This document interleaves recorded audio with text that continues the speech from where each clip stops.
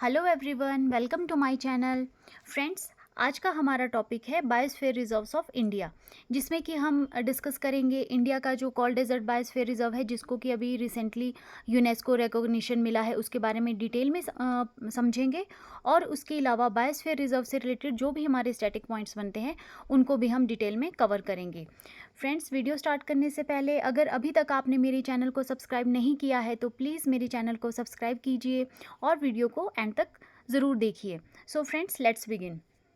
हिमाचल प्रदेश का cold desert biosphere reserve है जो है उसको यूनेस्को की ग्लोबल लिस्ट में शामिल कर लिया गया है। हिमाचल प्रदेश का जो कोल्ड डेजर्ट बायोस्फीयर रिजर्व है उसको यूनेस्को रिकॉग्निशन मिल गया है और ये इंडिया का 13th जो है वो बायोस्फीयर रिजर्व बन गया है, जो कि यूनेस्को में शामिल हुआ है। यूनेस्को की जो world network of biosphere reserve है ये प्रमोट करता है north south south south collaboration को और रिप्रेजेंट करता है ये tool for international cooperation through sharing knowledge, exchanging experiences और building capacity and promoting the best practices.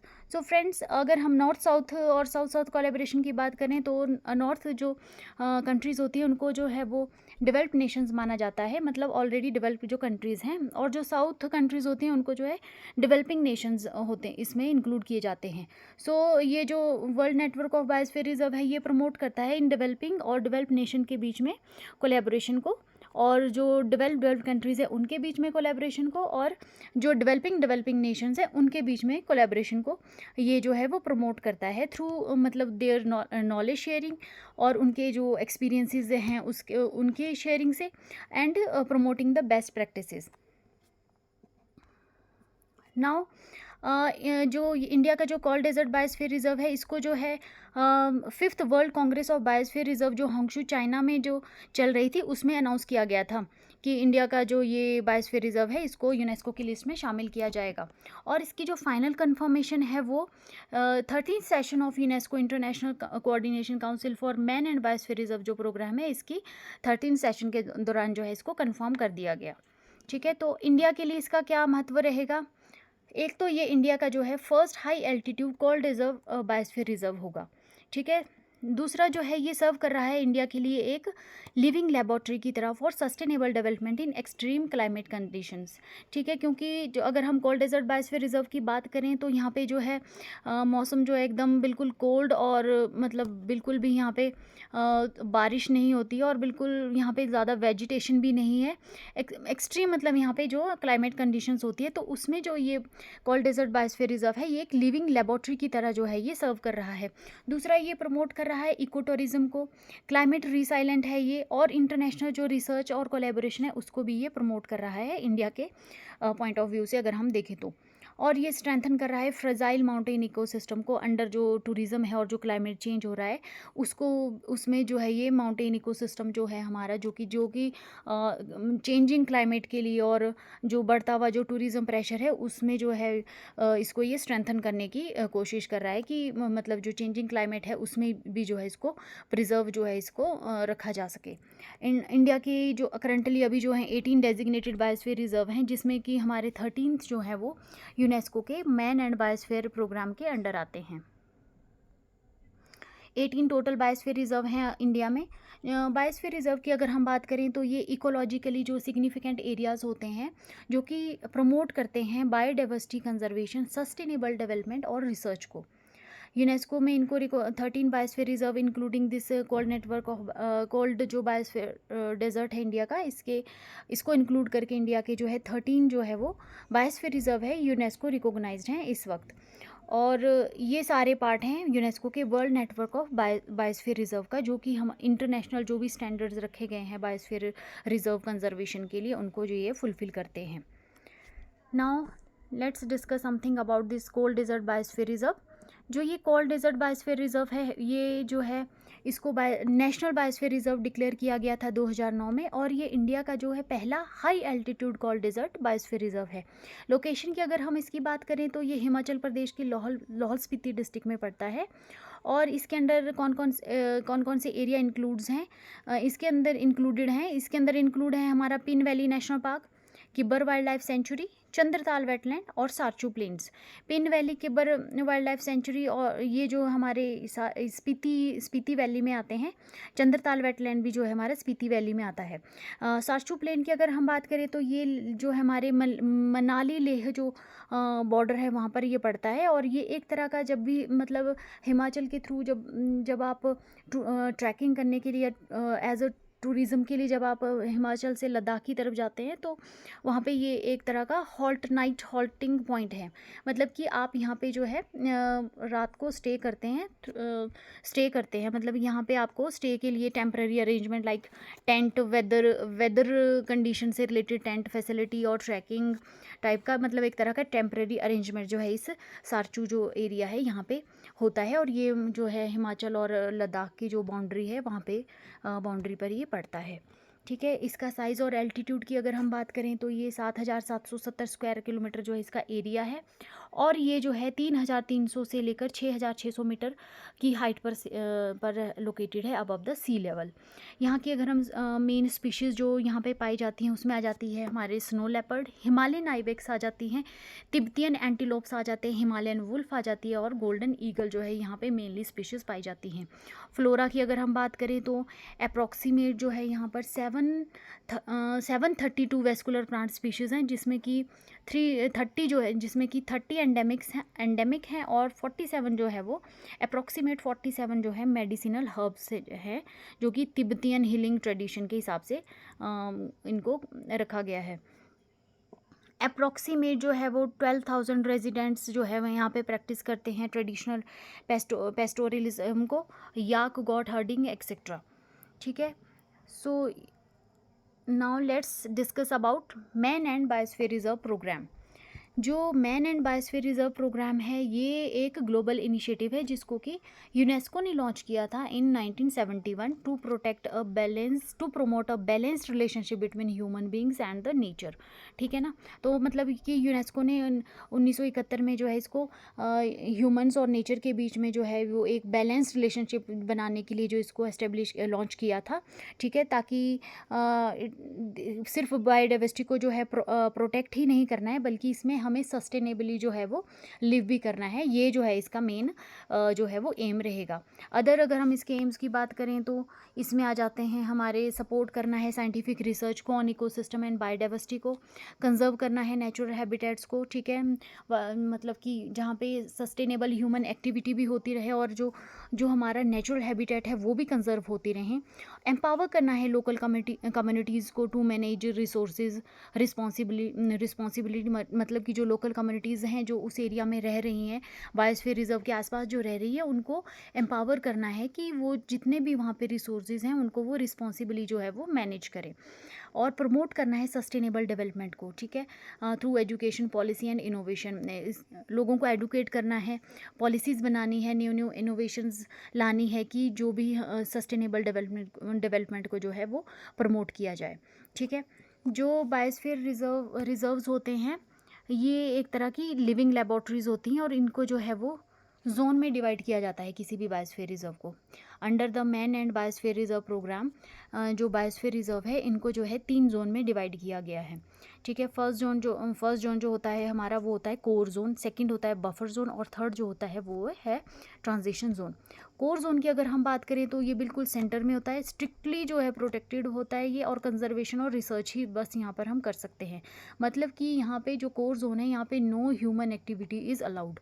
Just यहाँ पे जो हमारी स्पीशीज़ है उनको प्रोटेक्ट किया जाएगा, कंजर्व किया जाएगा और उनके ऊपर अगर कुछ रिसर्च करनी है तो उसको ही अलाउ किया जाता है। बाकी यहाँ पे no human activity is allowed.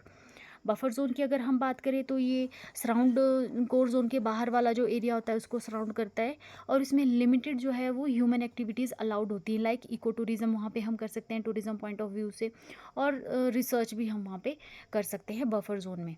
ठीक है, और जो फाइनल जो थर्ड जोन जो है उसमें आ जाता है हमारी ट्रांजिशन जोन, जहाँ की जो लोकल कम्युनिटीज़ है वो वहाँ पे रह सकती है और वहाँ पे काम कर सकती है लेकिन सस्टेनेबली। मतलब कि जो वहाँ की ट्राइबल कम्युनिटीज़ या जो भी उस एरिया के आसपास लोग रहते हैं वो वहाँ पे रह सकते हैं और उनके लिए लिमिटेड एक्टिविटीज सस्टेनेबली जो है वो वर्क अलाउड रहता है ट्रांजिशन जोन में। ठीक है फ्रेंड्स, तो इस तरीके से ये हमारा बायोस्फीयर रिज़र्व जो है वो कंप्लीट होता है। नाउ अगर हम ग्लोबल लेवल पे अगर हम देखें तो इसमें अप्रॉक्सीमेट जो है 700 बायोस्फीयर रिज़र्व आ जाते हैं इन अप्रॉक्सीमेट 130 प्लस कंट्रीज़ में, जो कि जिसकी हर साइट जो है वो each site is part of world network of biosphere reserve, और ये एनकरेज कर रहा है इंटरनेशनल कोऑपरेशन, नॉलेज एक्सचेंज और इनोवेशन को। ठीक है। और इंडिया के पॉइंट ऑफ व्यू से देखें तो इंडिया ने जो है मैन एंड बायोस्फीयर रिजर्व जो प्रोग्राम है उसको जो है 1971 में ज्वाइन किया था। इंडिया के जो 18 बायोस्फीयर रिजर्व हैं नेशनली, जिसमें से कि 13 हमारे रिकॉग्नाइज्ड हैं यूनेस्को से, including this cold desert biosphere reserve of Himachal Pradesh. तो ये जो man and biosphere reserve programme है ये हमारे को अंडरस्टैंड करता है कि इकोसिस्टम कैसे वर्क करता है, अडप्ट कैसे करना है क्लाइमेट, बदलते हुए क्लाइमेट के साथ, और प्रिजर्व कैसे करना है कल्चर एंड बायोलॉजिकल डाइवर्सिटी को, और ये क्रिएट करता है मॉडल्स फॉर सस्टेनेबल लिविंग्स के लिए। ठीक है। तो इस तरीके से ये बायोस्फीयर जो man and biosphere reserve programme है ये हमारी जो है ये हेल्प करता है to preserve the ecosystem. India की अगर हम बात करें तो इंडिया में जो है प्रेजेंटली 18 बायोस्फीयर रिजर्व आते हैं, जिनको कि अब हम डिटेल में देखते हैं। इंडिया का जो फर्स्ट बायोस्फीयर रिजर्व है वो है जी नीलगिरी बायोस्फीयर रिजर्व, जिसको कि 1986 में एस्टेब्लिश किया गया था, और ये लोकेटेड है तमिलनाडु, केरला और कर्नाटका के स्टेट को ये शेयर करता है। फ्लोरा की अगर हम बात करें तो यहाँ पे टीक है, रोज़वुड है और सैंडलवुड है। फौना की बात करें तो यहाँ पे एलिफेंट्स पाए जाते हैं, टाइगर्स और इंडियन बाइसन पाया जाता है, और इसको 2002 में जो है यूनेस्को के द्वारा रिकॉग्नाइज किया गया था। नंदा देवी बायोस्फीयर रिजर्व आ जाता है उत्तराखंड में, और इसको 1988 में जो एस्टेब्लिश किया गया था। यहाँ पे बर्च, रोडोडेंड्रोन, फ्लोरा पाया जाता है, और फौना की अगर हम बात करें तो स्नो लेपर्ड, हिमालयन थार जो है यहाँ पे फौना पाया जाता है, और इसको 2004 में यूनेस्को के द्वारा रिकॉग्नाइज किया गया था। Third one is Nokrek biosphere reserve, जो कि मेघालय में स्थित है, और इसको 1988 में जो है एस्टेब्लिश किया गया था। सिट्रस इंडिका जो है यहाँ का फ्लोरा में मेनली पाया जाता है, और रेड पांडा, हुलॉक गिबन जो है यहाँ के फौना में पाए जाते हैं मेनली। यूनेस्को ने 2009 में इसको शामिल किया गया था। ग्रेट निकोबार बायोस्फीयर रिजर्व की अगर हम बात करें तो ये अंडमान और निकोबार आइलैंड में आता है। 1989 में इसको एस्टेब्लिश किया गया था। फ्लोरा में यहाँ पर आ जाते हैं हमारे ट्रॉपिकल एवरग्रीन फॉरेस्ट, और फौना में आ जाते हैं salt water crocodile, giant leather back turtle, और इसको यूनेस्को रिकॉग्निशन मिला था 2013 में। Gulf of Mannar biosphere reserve की अगर हम बात करें तो ये तमिलनाडु में आता है। 1989 में एस्टेब्लिश किया गया था। फ्लोरा में इसके आ जाते हैं सी ग्रास आ जाता है, कोरल रीफ्स आ जाते हैं।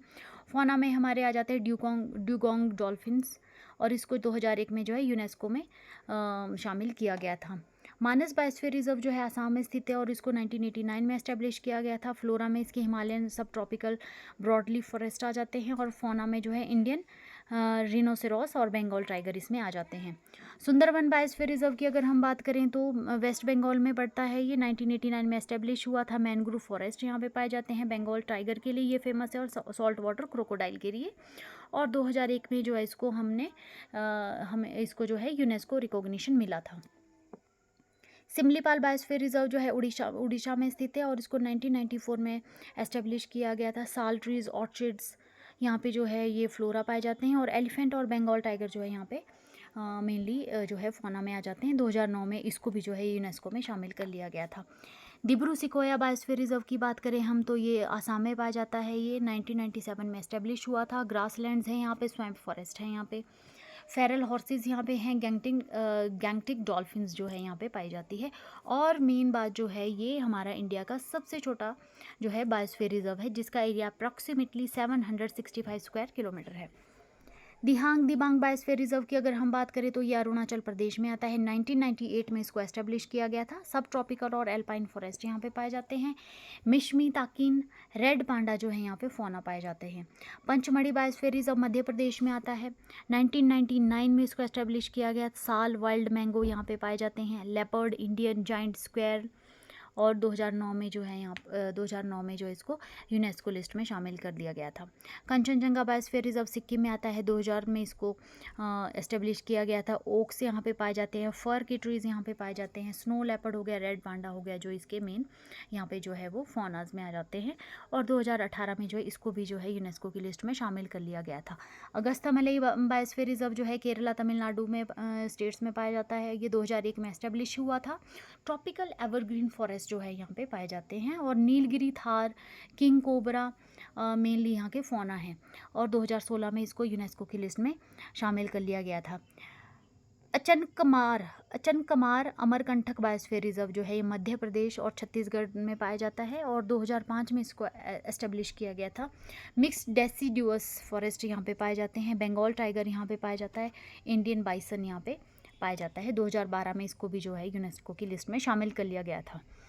Now comes Kutch biosphere reserve Gujarat में पाया जाता है। 2008 में इसको एस्टेब्लिश किया गया था। थॉर्नी श्रब्स यहाँ पे पाए जाते हैं। इंडियन वाइल्ड एस के लिए फेमस है और फ्लेमिंगोज के लिए ये फेमस है। और ये इंडिया का लार्जेस्ट बायोस्फीयर रिजर्व है, जिसका एरिया है 12,454 स्क्वायर किलोमीटर। ठीक है। 16 नंबर पे हमारा कोल्ड डेजर्ट बायोस्फीयर रिजर्व है, जो कि हिमाचल प्रदेश में पाया जाता है। 2009 में इसको एस्टेब्लिश किया गया था। एल्पाइन श्रब्स यहाँ पे पाई जाती है। स्नो लेपर्ड्स यहाँ पे पाए जाते हैं। हिमालयन ब्राउन बियर यहाँ पे मेनली पाए जाते हैं। और अभी रिसेंटली जो है सितंबर में इसको 27 सितंबर 2025 को इसको यूनेस्को की लिस्ट में शामिल कर लिया गया।